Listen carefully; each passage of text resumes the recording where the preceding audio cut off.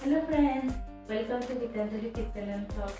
আজি মই ভাবিছোঁ পনীৰ তৰকাৰী এখনকে ৰান্ধো আৰু মই তেলকে যিবিলাক ৰেচিপি দিছোঁ তাৰ ভিতৰত পনীৰ ৰেচিপি দিয়া নাই আৰু এতিয়াতো যিহেতু বতৰৰ ঠাণ্ডা বতৰ আৰু বিভিন্ন ধৰণৰ পাচলি বজাৰত ওলাইছে ভাবিছোঁ মিক্স পাচলিৰ লগতে মানে পনীৰ তৰকাৰী এখন ৰান্ধো তাৰ বাবে কি লৈছোঁ এবাৰ চকু ফুৰাই লওঁ আহক পাচলিৰ ভিতৰত মই এয়া সৰু সৰু দুটা ফুলকবি লৈছোঁ এটা মিডিয়াম সাইজৰ বেঙেনা লৈছোঁ এটা পিয়াজ লৈছোঁ এটা বিলাহী কেইটামান কেঁচা জলকীয়া এটুকুৰা আদা 3-4 ফুটা নহৰু কেইটামান মটৰ আৰু দুটা সৰু আলু লৈছোঁ দুটা বইল কণী লৈছোঁ বইল কণী দুটা লৈছোঁ যেহেতু মোৰ ল'ৰাটোৱে বইল কণী নাখায় গতিকে ছোৱালীজনী আৰু মইহে খাম এতিয়া সবজিখিনি গোটেইখিনি কাটি লৈছোঁ ফুলকবিখিনি বেছি ডাঙৰ ডাঙৰকৈ কাটি লোৱা নাই অলপ সৰু সৰুকৈ কাটি লৈছোঁ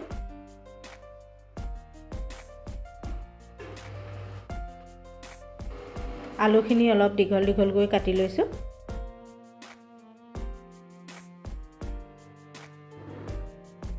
গোটেইখিনি সবজি মোৰ কাটা হৈ গ'ল এতিয়া পিয়াজটো মিহিমিকৈ কাটি লৈছোঁ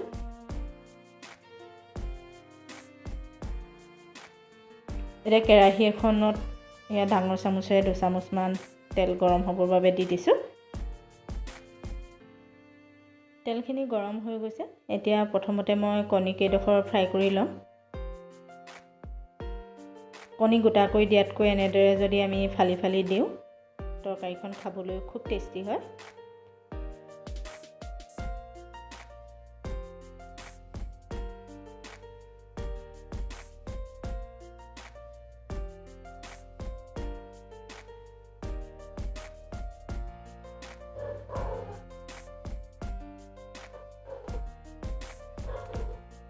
কণী কেইডোখৰ বহুত বেছি ৰঙাকৈ ফ্ৰাই কৰিব নালাগে অলপ ফ্ৰাই কৰি ল'লেই হ'ল মোৰ ফ্ৰাই কৰি হৈ গৈছে এতিয়া মই বাটি এটাতে কণী কেইডোখৰ ৰাখি দিছোঁ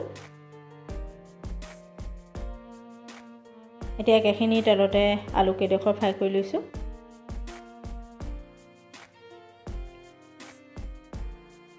আলু কেইডোখৰ ফ্ৰাই কৰি হৈ গৈছে এতিয়া প্লেট এখনতে মই ৰাখি দিছোঁ লগতে বেঙেনা কেইডোখৰো একেলগে ফ্ৰাই কৰি লৈছোঁ বেঙেনা কেইডোখৰ ফ্ৰাই কৰোঁতে অকণমান নিমখ আৰু হালধি ছটিয়াই দিছোঁ তেতিয়া নিমখ হালধি বেঙেনাৰ ভিতৰলৈ সোমাই যায় আৰু খাবলৈ খুব টেষ্টি হয় বেঙেনা কেইডোখৰ বেঙেনা ফ্ৰাই কৰোঁতে সিজিয়ে যায় গতিকে আৰু বেছি ফ্ৰাই নকৰোঁ আৰু এতিয়া এই কেইডোখৰ আলুৰ লগতে কাঢ়ি মই ৰাখি দিছোঁ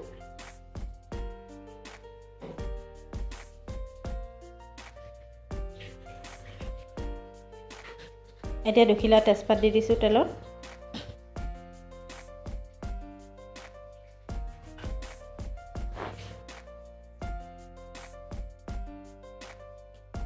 কাটি ৰখা পিয়াজটো দি দিছোঁ গোটেইখিনি ভালদৰে লৰাই দিছোঁ আৰু পিয়াজটো অলপ ৰঙচুৱা হোৱালৈকে ভাজি ল'ব লাগিব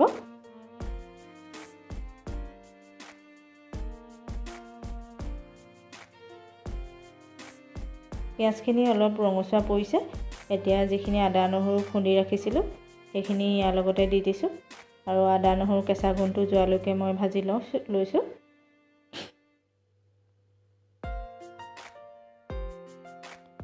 গোটেইখিনি ভাজি হৈ গৈছে এতিয়া কাটি ৰখা বিলাহীটো দি দিছোঁ আৰু গোটেইখিনি ভালদৰে লৰাই দিছোঁ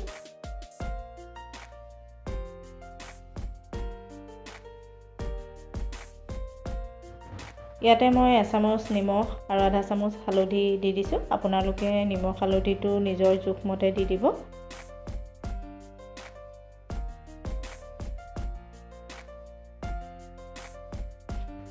বিলাহীখিনিও ভাজা হৈ গৈছে এতিয়া ইয়াতে মই সবজিখিনি মিলাই দিম প্ৰথমতে কাটি ৰখা ফুলকবিখিনি দি দিছোঁ আৰু গোটেইখিনি মছলাখিনিৰ লগতে ভাজি লৈছোঁ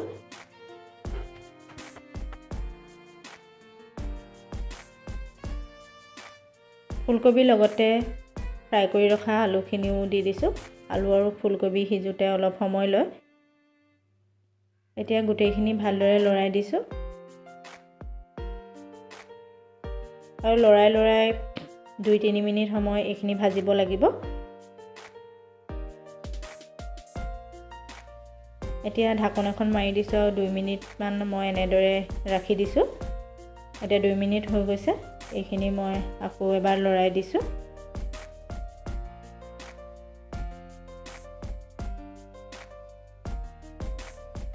এতিয়া মটৰখিনিও ইয়াতে মিলাই দিলোঁ একেবাৰতে আৰু গোটেইখিনি লৰাই লৰাই মই এনেদৰে ভাজি ল'ম।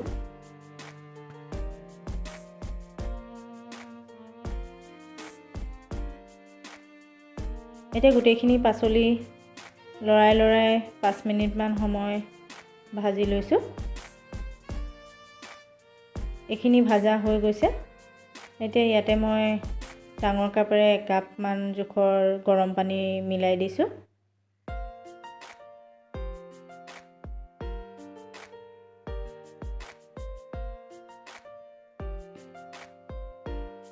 লগতে এচামুচ জিৰা গুড়ি আৰু এচামুচ ধনিয়া গুড়ি দি দিছোঁ। বহুত বেছি মছলা মই ব্যৱহাৰ নকৰোঁ। ল'ৰাটো আৰু ছোৱালীজনীয়ে যিহেতু খাব, গতিকে কম মছলা দি বনাইছোঁ চব্জিখন।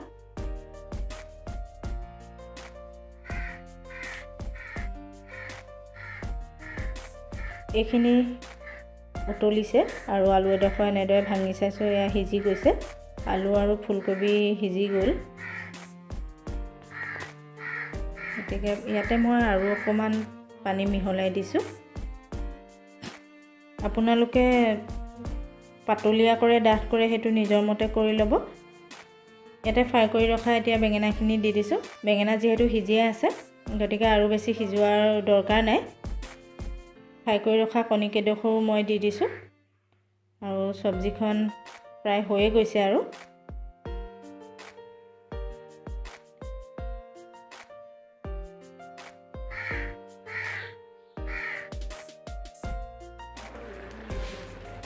গোটেইখিনি উতলিছে। মই 2 মিনিট 1 মিনিটৰ কাৰণে ঢাকনটো মাৰি দিছোঁ। এয়া বতৰৰ পাচলিৰ সৈতে বনোৱা কণী তৰকাৰী প্ৰায় হৈ গৈছে। একেবাৰে শেষত মই এচামুচ গৰম মছলা দি দিছোঁ আৰু খুব বেছি হেতাখন মাৰি লৰাব নালাগে। এনেদৰে মই লোৱা ধৰণে অলপ অলপ কৰি দিলেই হ'ল, নহ'লে কণী কেইডোখৰ ভাগি যাব পাৰে। একেবাৰে শেষত কাটি ৰখা জলকীয়া কেইটা দি দিছোঁ।